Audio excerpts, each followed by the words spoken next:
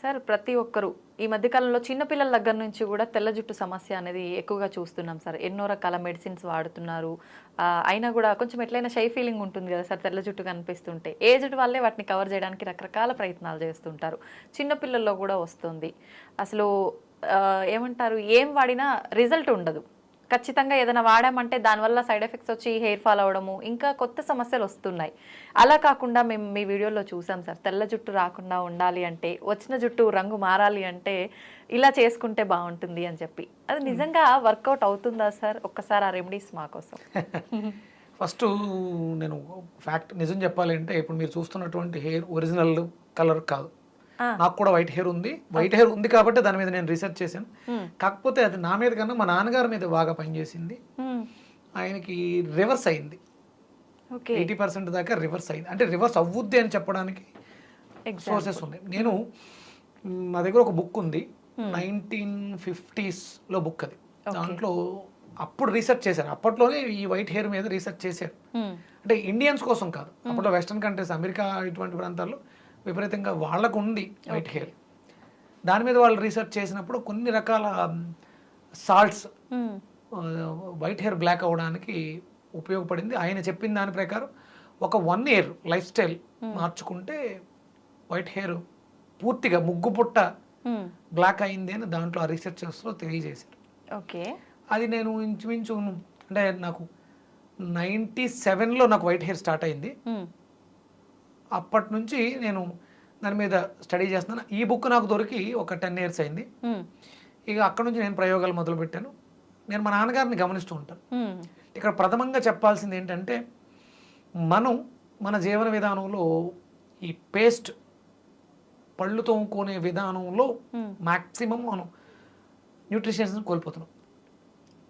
మనకి ఏదైతే హెయిర్ బాగుండాలి అని అనుకుంటున్నామో దానికి కొంత రకంగా ఉపయోగపడేటువంటి మైక్రో న్యూట్రిషన్స్ ఏదే వాల్యూ మనం ఫస్ట్ ముందు పొద్దుటే పేస్ట్ ద్వారా కోల్పోతున్నాం. ఓకే, కేవలం పళ్ళు శుభ్రం చేసుకోవడం, క్యావిటీలు, బ్యాక్టీరియా వీటి గురించి మాట్లాడతాం. కానీ ఇది లోపలికి వెళ్ళి లోపల ఉన్నటువంటి ఇంటెస్టైన్స్ని కూడా డ్యామేజ్ చేస్తుంది. పళ్ళు తోమడం అనేది చాలా పెద్ద విధానం. ఇది దైనందిన జీవితంలో అనుదిన ధర్మాలలో మొట్టమొదటి ధర్మం దంతధావనం. దానికి శాస్త్రం చెప్పింది 12 అంగుళాల పుల్లు ఉండాలని. ఇది దానికి కొలతలు కూడా ఉన్నాయి. 12 అంగుళాల కూర్చ అంటారు దాన్ని, దంతధావన కూర్చ. కొలత ఎందుకు సార్? 12 సంఖ్యకి చాలా ప్రాధాన్యత ఇచ్చింది ఆయుర్వేద శాస్త్రం. అది గురుతత్వాన్ని కలిగి ఉంటుంది. పందు పుల్ల ఎంత పడితే అంత కాదు, 12 అంగుళాలు ఉండాలి. అది కంపల్సరీ. ఒక్కొక్క అంగుళాన్ని నవ్వులుతూ తోముతూ వెళ్ళాలి. ఇక్కడ తోమడం మీద దృష్టి ఎక్కువ పెట్టలేదు, నమలడం మీద పెట్టింది. పంటికి మధ్య దాన్ని పెట్టి నమలడం ద్వారా అక్యు ప్రెజర్ జరుగుద్ది. పైన లార్జ్ ఇంటెస్టైన్స్కి స్మాల్ ఇంటెస్టైన్స్కి కనెక్షన్ పళ్ళలో ఉంది. పళ్ళు తోమేసిన తర్వాత నాలికని గీయటం కూడా చాలా శాస్త్రవిధిగా పెట్టింది. నొక్కి అదిమి పట్టి లాగాలి. అది కట్ చేసేంత షార్ప్గా ఉండకూడదు. మీరు ఒక మందపాటి రాగి రేకుని నాలిక బద్దలా తయారు చేసుకుని అది షార్ప్గా తెగిపోయే విధంగా ఉండకూడదు, మందంగా ఉండాలి. నొక్కి నొక్కి లాగాలి. అప్పుడు ఈ 12 ఆర్గాన్స్లో ఉన్నటువంటి వ్యర్థాలు తెల్లటి పాచి రూపంలో బయటకు వస్తాయి. ఇది లేదు మన జీవన విధానంలో. అప్పుడు తెల్ల జుట్టు రాకపోవడానికి ఇక రాకుండా ఎలా ఉంటుంది? మనం దీన్నే బాడీ చేసాం. పందు వల్ల తెలియదు ఎవరికి. అది 12 అంగుళాలు ఉన్న విషయం నాకు కూడా రీసెంట్గా తెలిసింది. నాలికను నొక్కి పెట్టిది తోమాలి అంటే దానికి ఒక మంత్రం కూడా ఉంది. దంతధావనానికి ఒక మంత్రం కూడా ఉంది. అవన్నీ మనం తర్వాత విషయాలు విపులంగా మాట్లాడతాను. మీరు వైట్ హెయిర్ మారడం గురించి మాట్లాడారు. ఎందుకు చెప్తున్నానంటే, మా నాన్నగారు పందుపులతోటే పళ్ళు తోముతారు. ఎప్పుడు కూడా ఆయన పేస్ట్ బ్రష్ వాడరు. మరి మధ్యలో ఆయనకి ఎందుకు ప్రాబ్లం వచ్చింది అంటే, ఆయన జీవన విధానంలో చిన్న చిన్న మార్పులు చేసుకున్నారు. కొన్ని ఎడిక్షన్స్, స్మోక్ చేయడం వల్ల కూడా వైట్ హెయిర్ వస్తుంది. మనకి మెలనిన్ డ్యామేజ్ అవడానికి స్మోకింగ్ కూడా ఒక కారణం అవుతూ ఉంటుంది. నేను కొన్ని రకాల ప్రయోగాలు చేసిన తర్వాత అది అర్థమైంది. ఆయన ఇప్పుడు స్మోక్ మానేశారు కాబట్టి టర్న్ అవ్వడానికి, వైట్ అవ్వడానికి కారణం అదే, అది కూడా ఒక కారణమైంది. ఓకే. సరైనటువంటి పోషకాహారాలు లేకపోవడం కారణమైంది. ఇవన్నీ ఆయన మానేశారు కాబట్టి ఇప్పుడు ఆయన హెయిర్ ఇంచుమించు ఒక 7-8 నెలలుగా రివర్స్ స్టార్ట్ అయింది. రెగ్యులర్గా ఇంకొంచెం పోషకాహారం తీసుకోగలిగితే అది డార్క్ అయిపోతుంది, పూర్తిగా అయిపోతుంది. రెగ్యులర్గా ఆయన న్యాచురల్ కొబ్బరి నూనె, అంటే మూలికలు కలిపినటువంటి మన మార్కెట్లో దొరికేవి కాదు, ఓన్లీ ప్లెయిన్ కొబ్బరి నూనె రాస్తున్నారు. రెగ్యులర్గా రాయాలి, వైట్ హెయిర్ బ్లాక్ అవుతుంది. అలాగే మనకి బెల్లం కావాలి, తెల్ల జుట్టు నల్లబడటానికి బ్లాక్ ట్రాకిల్, నల్ల బెల్లం కావాలి. అలాగే ఈస్ట్ అంటే నిల్వ ఉన్నటువంటి పదార్థాలు, పులియబడినటువంటి పదార్థాలు అద్భుతంగా, అందులో మనం పులియటం అంటే పెరుగుని ఎక్కువ తీసుకుంటాం, లాక్టోబాక్సిల్లస్, ఈస్ట్ గ్రాన్యూల్స్, అంటే మనము ఫార్మేషనల్ రూపంలో తీసుకుంటే ఈస్ట్ గ్రాన్యూల్స్ని వాడడం ద్వారా కూడా తెల్ల జుట్టు నల్లగా అవుతుంది, నో డౌట్.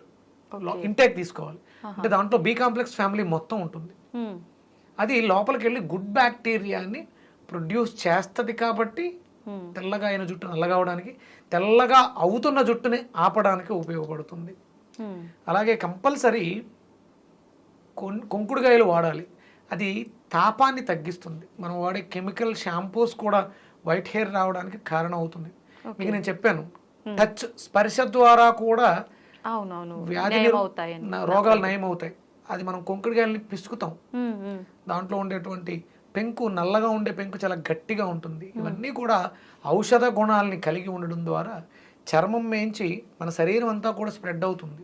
ఇప్పుడు ప్రెసెంట్ నేను ఆ కుంకుడుకాయతోటి, నిమ్మ తొక్కలతోటి తయారు చేసినటువంటి న్యాచురల్ ప్రోడక్ట్ని వాడుతున్నాను. నేను మార్కెట్లో కూడా పంపిద్దామని చూస్తున్నాను. శిరోరక్ష, అగస్య శిరోరక్ష అని దానికి ఒక నామకరణం చేశాను. ఆయుర్వేదానికి అగస్యుల వారు పెట్టింది పేరు. అగస్య శిరోరక్ష అంటే కుంకుడుకాయలతో తయారు చేసినటువంటి షాంపూ. అది షాంపూ కాదు, న్యాచురల్ ప్రొడక్ట్. శిరోజాలను రక్షిస్తూ చర్మానికి నిగారింపునిస్తుంది. కుంకుడుకాయలతో స్నానం చేస్తే హెయిర్ రఫ్ అవుతుంది కదా సార్?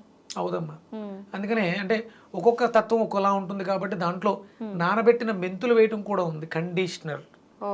అలాగే మీకు మందారాకులు కూడా వేస్తారు. మీకు ఆ ఇది ఉంటే మీరు నిమ్మకాయల్ని రసం పిండేసి రోజు మార్నింగ్ తీసుకోండి, ఎసిడిక్ నేచర్ని ఆల్కలైన్ చేస్తుంది. ఆ తొక్కలు ఉండిపోతాయి కదా, వాటిని ఆరబెట్టండి, వాటిని పౌడర్ చేయండి, వాటిని ఇందులో వేసుకోండి. మీ హెయిర్ చాలా బాగుంటుంది, నో డౌట్. నాకు చాలా స్మూత్గా ఉంటుంది, సిల్కీగా ఉంటుంది, షైనీగా ఉంటుంది. నేను రెగ్యులర్గా ఇదే వాడుతున్నాను. అంటే నేను హెయిర్ కలర్కి న్యాచురల్ గోరింటాకు, ఇండిగో ఇవే వాడుతున్నాను న్యాచురల్గా. నాకు కూడా వైట్ హెయిర్ ఉంది, నేను మోసం ఎవరిని చేయట్లా, ప్రయత్నం చేస్తున్నాను. సమయం పడుతుంది. మా నాన్నగారికి త్వరగా రిజల్ట్ వచ్చింది, నాకు రావడానికి సమయం పడుతుంది. ఎందుకంటే మనం పొల్యూషన్లో ఎక్కువ ఉన్నాం, దాని మీద కాన్సన్ట్రేషన్. ఆయనకి ఏం వర్క్ లేదు, ఆయన శుభ్రం ఖాళీ చేసాం, రిలాక్స్గా ఉన్నారు, తినడం, చిన్న చిన్న గార్డెన్ వర్క్స్ ఉన్నాయి. ఒక ప్లేస్లో మొక్కలు పెంచడం కూడా ఆయనకి అప్పచెప్పాను. ఈ మూలికలకు సంబంధించి అగస్య పుష్పం అని ఒకటి ఉంటుంది, రెడ్ కలర్లో ఉంటుంది, దాన్ని గ్రో చేస్తున్నాను. అది దేనికి ఉపయోగపడుతుంది సార్? హెయిర్ కలర్ రావడానికి ఉపయోగపడుతుంది. అంటే మీకు బయట రెడ్, వైట్ కలర్ ఎక్కువ ఉంది, రెడ్ మనం పెంచుతున్నాను నేను. అంటే చాలా రకాలు, కొన్ని రకాలు అశోక అనేది వినే ఉంటారు, సీతమ్మ వారి చెట్టు కింద ఉందని. ఆ శోక అంటే శోకం లేకుండా చేస్తుంది. మనం దేనికోసం అయితే బాధపడుతున్నామో ఆ బాధ అనేది తీర్చేస్తుంది. ఆ చెట్లు కూడా పెంచాలి. అశోకుడు చెట్లు నాటించెను అని మేము చదువుకున్నాం. అవి చూస్తే మీరు పొడుగ్గా సన్నగా పైకి వెళ్ళిపోయి నల్లటి కాయలు కాస్తాయి, అవి అనుకుంటారు, అవి కాదు. శోకాన్ని తీర్చే చెట్లు, సీతా అశోక అని దానికి ఏదో పేరు మార్చారు మళ్ళీ. అశోక వృక్షాలు వేరు, అవి ఎర్రటి పుష్పాలను ఇస్తాయి. ఆ చెట్టు యొక్క బెరడు కూడా మనకు ఉపయోగపడుతుంది.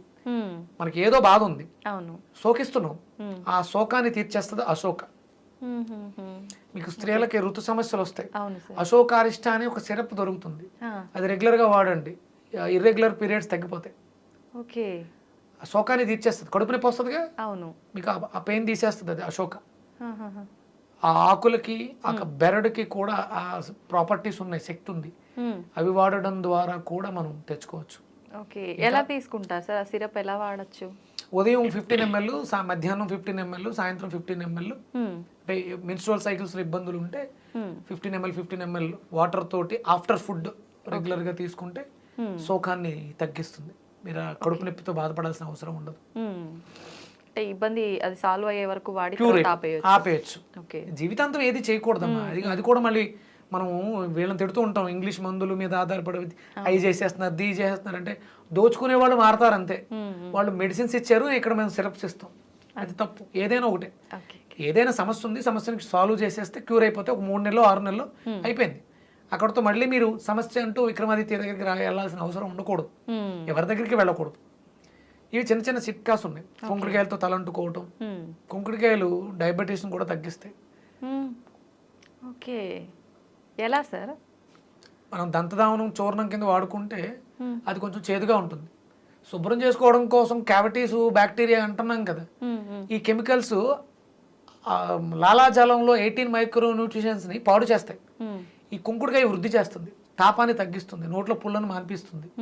దాంతోపాటు ఈ దంతధావన చూర్ణం అపామార్గాన్ని మనకు ఉత్తరేని పుల్ల సమూలాన్ని పొడి చేసుకుని దాంతో పళ్ళు తోమితే మీకు వైట్ హెయిర్ రావడం ఆగుద్ది.